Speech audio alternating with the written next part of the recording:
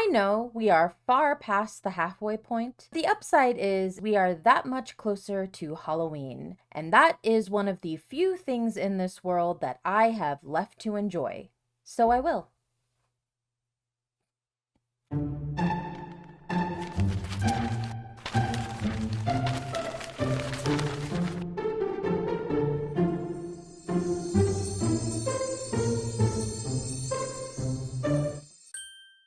Merry meets, my fellow bookish witches. Apologies that I am so far behind on uploading my videos. Life has been crazy. The world is on fire. Between juggling being a mom, a booktuber, being unemployed, and trying to get my bachelor's degree, let's just say I have been in survival mode for the better part of 2 years. Nevertheless, we persist. Good thing I was tagged in the halfway to Halloween book tag.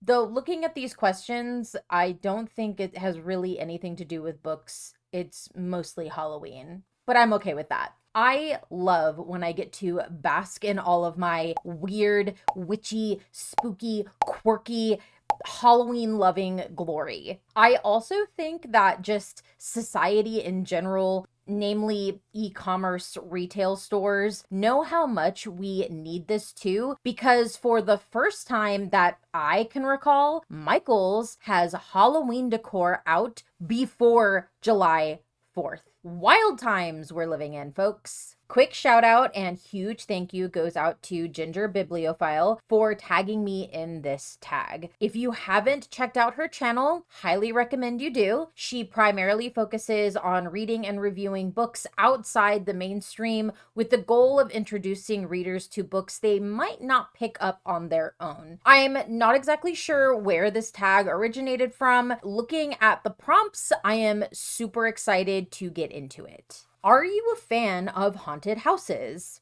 Absolutely. I am a fan of both real haunted houses and haunted houses that only pop up around Halloween, namely for events and things like that. I have been to the Stanley Hotel in Estes, Colorado, which is extremely haunted and is the real inspiration behind Stephen King's The Shining. Though I am not a huge King fan, I do appreciate the spooky aesthetic that he goes for. If you've ever been to the Stanley Hotel, you know what I am talking about. I got to walk amongst the creepy hallways. I got to stand outside the notorious room 217. There were guests inside the room at the time, so I didn't get to go inside. I was with a tour group and I got to wander the halls a lot in the hotel. We got to go to the greenhouse, I believe. There was also an outdoor pool area. I believe they didn't let us go there because we weren't technically guests. We had just paid for the tour. All in all, though, it was a very cool experience.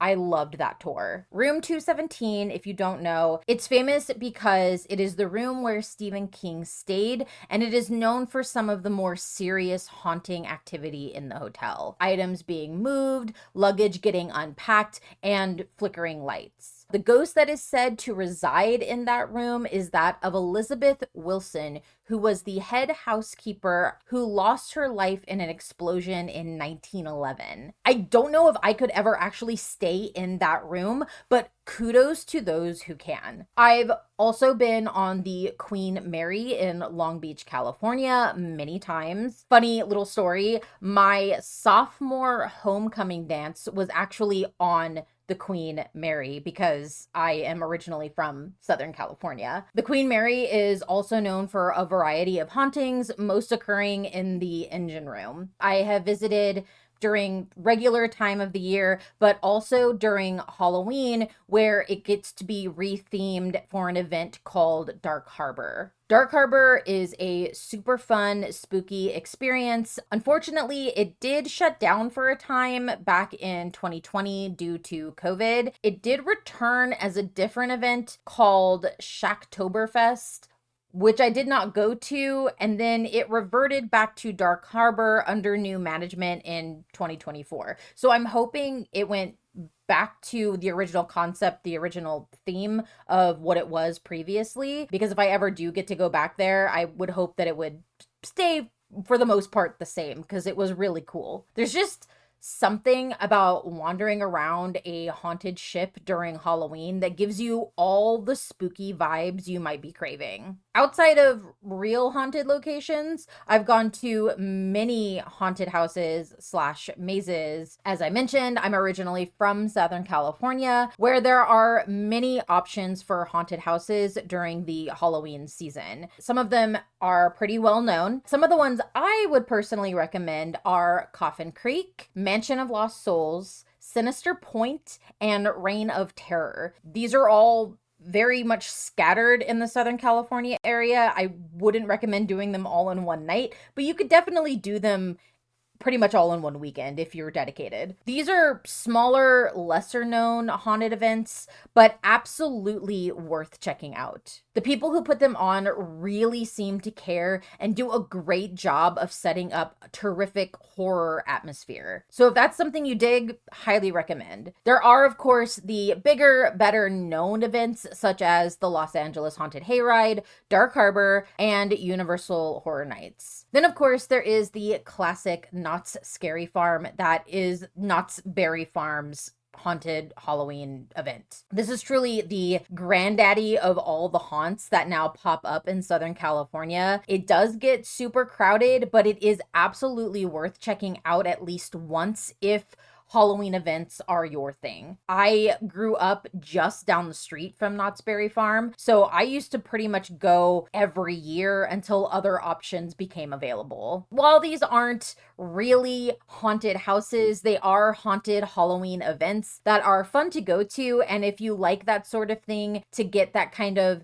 spooky jump scare feeling, I highly recommend going to any of the ones I mentioned if you are in Southern California during Halloween. Just be aware that the more well-known ones are extremely popular and will get crazy busy, especially on weekends and the closer it gets to Halloween. Up until a few years ago, I and two of my closest friends would plan out our Halloween events, which ones we wanted to go to, how much they cost, etc., and go every year. Unfortunately, I haven't been able to do that since I had my son and moved to Vegas, but I'm hoping I can get back to going to these events because it's something I deeply miss doing. I am such a huge fan of events like this. What's your favorite ghost story or haunted lore? I am obsessed with the idea of residual haunts. This is when a ghost or spirit is trapped inside a traumatic memory involving death that plays on a continuous loop. If you happen to encounter one, it would be like watching a reel from a movie over and over again of just like one specific scene. Oh, yeah, we heard it. It's real. It's real. It's real. Oh, no, what you do? She's a mess. The spirits are usually not conscious of what is happening around them and won't interact with the living that stumble upon them. This is why a lot of paranormal investigators say that residual hauntings are not real spirits and instead are classified as residual echoes of a life once lived that ended tragically, leaving a scar behind almost. Most people may not realize that residual hauntings are the most common type of hauntings. If you've ever thought you might have had a paranormal experience, it was likely a residual haunting. I actually have encountered a residual haunting while visiting the Stanley Hotel. During the tour, we were in the basement of the hotel and I happened to hit a cold spot and then I was hit with the smell of rose perfume. Right after that happened, I was told by the tour guide that it was the very same perfume that was used by the wife of the original owner of the hotel. I believe it was actually mentioned earlier on in the tour as well that the perfume she liked to wear was a rose perfume. So it was really freaky and like just kind of like hair raising to have that experience. It wasn't really scary. It was just like, ooh, creepy. Another type of residual haunting that I have encountered is an orb. And an orb is like a floating light and they usually appear like on back roads that have been abandoned. The most known are floating lanterns of past train conductors. When I was a teenager, I went with some family to the back roads in Missouri and got to experience one. It was super cool. And again, not very scary, but very creepy, just being able to see it off in the distance and see that floating orb. It was very cool. Unfortunately, now that same road that we were on has been paved over, and for all intents and purposes, the orb haunting no longer exists. At least it doesn't appear anymore, from what I understand of people who live in the area, which is so sad to me. These are the types of hauntings that I love because they are the most attached to folklore. I love learning and reading about those types of stories. And if anyone has any recommendations for like American folklore or even other country folklore that involve these types of stories, these types of maybe residual hauntings, I would love to know about them. So like, leave them in the comments below. Do you plan on Halloween decor hunting this year? If so, what items are you hoping to find? Yes, and in fact, I do this every year. Every year, I hit up stores for the clearance Halloween decor after Halloween has passed. I look at this as like the final stage of celebrating Halloween. Some of my favorite stores that I like to hit up are dollar stores. Big Lots is a great store to hit up for some discount Halloween decorations. And of course, Spirit Halloween stores, which always have awesome everything must go sales so they can return to the void until they come back to claim the corpse of another empty storefront next year. Some of the hot items that I like to get are yard decorations because you can never have too many of those, and usually those decorations are the most expensive if you try to buy them at full price. This way I can add to my collection so I have it for next Halloween. Over the years, I've added a flying ghost, a haunted tree, floating eyes, cauldrons, spooky lights, and just so much more. And I don't plan on stopping at this point. As far as decor that I would love to add to my collection, that would be a witch coven display at some point. If I have to get it in pieces over a couple of years, that's fine. But that is the ultimate goal. Honestly, adding more witchy anything to my Halloween decoration collection would be a benefit. I'm talking bubbly cauldron surrounded by shadowy witchy figures in a circle type of vibe. I'm also always on the lookout for interesting coffee mugs to add to my ever-growing mug collection. This is actually one I got last year. It is super cute. If you can see it, like it looks like a little cauldron and it says trick or treat. They don't necessarily need to be spooky. It can be cute Halloween aesthetic as well. Yeah, love Halloween mugs. I also cannot wait until I end up living where I want to live. Somewhere in the Pacific Northwest is the goal, surrounded by forest, which will make my decor 10 times creepier. At least that is the hope. I live for decorating during Halloween, and I don't see that changing for me anytime soon. Candy corn, love it or hate it? This might be a hot take, but to me, it's just candy. I don't particularly love it or hate it. I do think it's a staple around Halloween time and shouldn't get as much hate as it does. There are far worse candies out there, in my opinion. I would say it isn't too much to ask to let candy corn take a break from being the black sheep of the Halloween candy family, especially when we have the likes of black licorice and Twizzlers right there to be ridiculed. I will admit though that I can only eat so much at a time. After a while, it becomes way too sweet for me to enjoy. That's the only reason I don't have more candy corn around Halloween. And honestly, that happens with most candies. I'm not the biggest candy eater. I say we can afford to be nice to candy corn for the next couple years. It's earned it. Are you big into costumes and dressing up? If so, what's your favorite costume of all time? I will take any and every opportunity to dress up for Halloween. And for really any occasion, I don't need much convincing. I make a point to dress up every year, and I have always enjoyed doing it. A really nice, sweet thing that has happened for the last 3 years is that I now get to enjoy dressing up with my son and get to see him enjoy it just as much as I do. I love that it's something we can share every year, and I have a blast dressing up with him. The first year we did Beetlejuice, he was Beetlejuice and I was Lydia Dietz, which I picked because at the time he was only 10 months old. I now let him get to pick out his costume and base my costume around what he decides. His second year, he went as Pikachu, I went as Psyduck, our favorite Pokemons respectively. Then last year, he went as a fireman, so I transformed his wagon into a fire engine, and I went as fire, a flame to be more precise. I'm not exactly sure what he will pick this year as his costume, but I cannot wait to see what he comes up with. What is one activity or experience that is on your spooky season bucket list this year?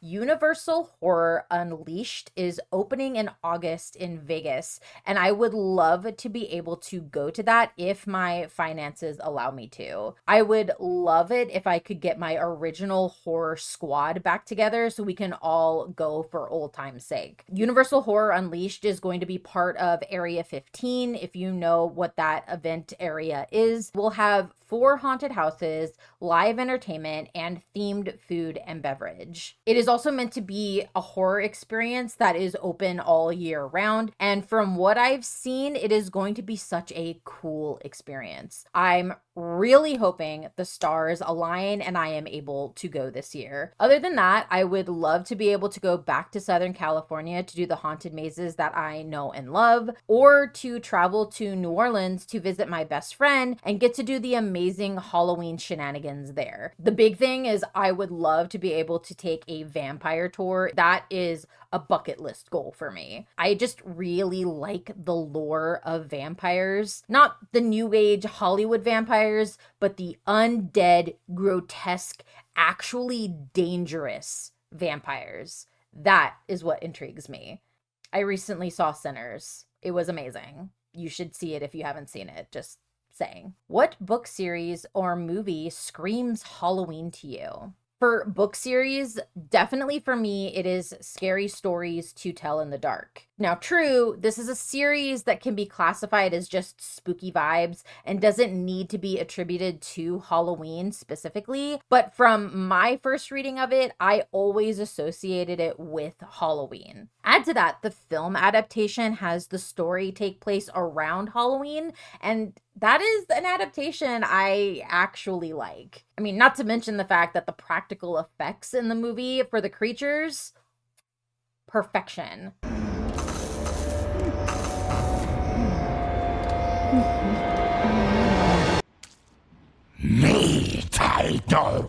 Walker. They absolutely understood the assignment, and when I saw that in theaters, I thought I had been transported into my childhood nightmares. Another movie that is peak Halloween for me is Trick or Treat. It's technically based on a comic or graphic novel, I believe. I have not read it. I've only seen the film. I love watching it every Halloween. It is jam-packed with fun, spooky lore surrounding Halloween, or Samhain. And adding to the decor front, I would love to have Sam be a part of my Halloween decor someday. How do you typically spend your Halloween night? In the past, I would go out with friends. There was always a Halloween party or event, which were always fun, and I'm glad I got to experience that. One of the best Halloweens I ever had was when I traveled to Portland, Oregon to visit my cousin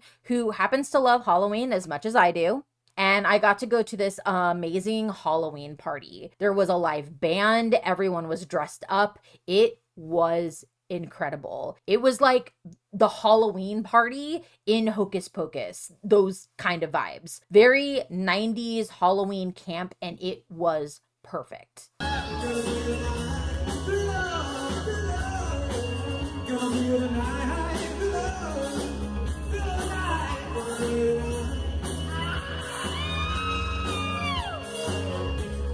A Halloween I will truly never forget. Nowadays, I honestly have a blast taking my son out trick-or-treating and then coming back home and handing out candy to the neighborhood kids. It's low-key compared to my Halloweens of the past, but just as enjoyable for me because I love seeing how much my son loves Halloween. It really doesn't matter what it is, I will always do something to celebrate Halloween on Halloween night. What does Halloween mean to you? Halloween for me holds a special place in my heart for nostalgia reasons, spiritual reasons, and just a deep appreciation for the fun aesthetic of it all. The nostalgia comes from growing up with a parent who loves the holiday as much as I do. My dad is obsessed with Halloween even to this day. He would go all out decorating our house with crazy yard decor, lights, spooky music. He would then dress up as something super scary and just go ham with terrifying the neighborhood kids. It was a blast. I like to think that I took on that spirit and live with it to this day, though I don't go out of my way to scare the neighborhood kids.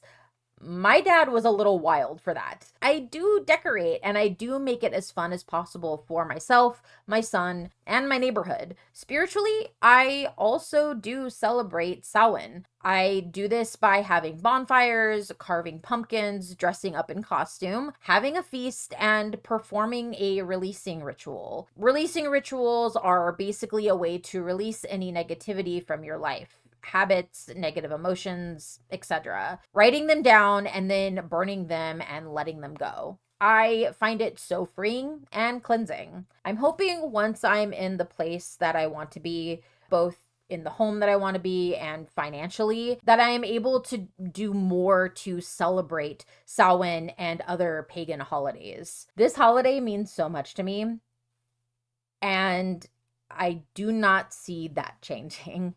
I know I sound like a broken record at this point, but I truly love this holiday. Tag your spooky friends. This is where I am meant to tag some spooky people that I know.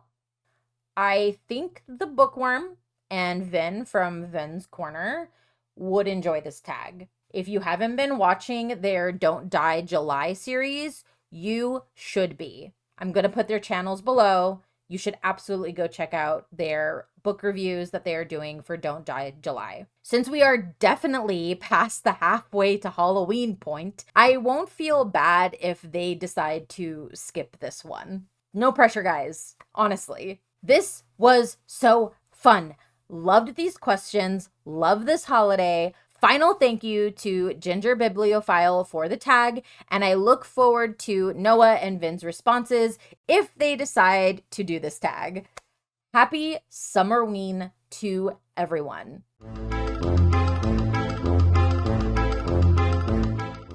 If you enjoy my videos and would like to support my channel, the best way to do that right now is to like this video, subscribe to my channel, and leave a little comment to let me know that you were here. How about you leave a little pumpkin emoji so that I know you made it this far? It really is a big help, and I greatly appreciate it. Until our next chapter together, merry part and blessed be.